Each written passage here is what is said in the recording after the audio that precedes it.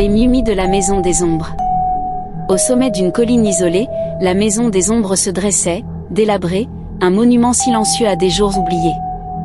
On murmurait que ceux qui osaient entrer n'en ressortaient jamais tout à fait les mêmes. C'est un soir de pleine lune que Clara, curieuse et téméraire, poussa la porte grinçante.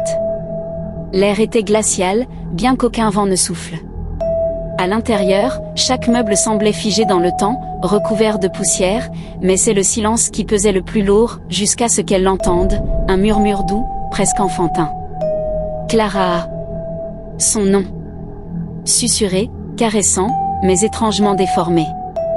Elle se retourna brusquement, mais il n'y avait rien. Le murmure reprit, cette fois plus proche. Elle s'approcha d'un grand miroir fissuré dans le hall.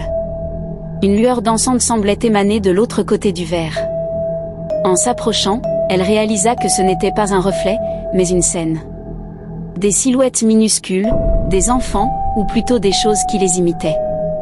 Des créatures aux yeux noirs, au sourire trop large, qui jouaient, riaient, et l'observaient.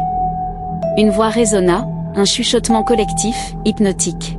« Viens jouer avec nous, Clara. » Juste un instant. Fascinée, elle tendit la main vers le miroir. À peine ses doigts effleurèrent la surface qu'elle fut happée. Le froid la saisit, et elle réalisa trop tard qu'elle était entourée des mumies, ces ombres en forme d'enfants. Au village, on raconte encore qu'à la pleine lune, si l'on écoute attentivement près de la Maison des Ombres, on peut entendre un nouveau murmure, celui de Clara, qui appelle, doucement, pour ne pas être seule.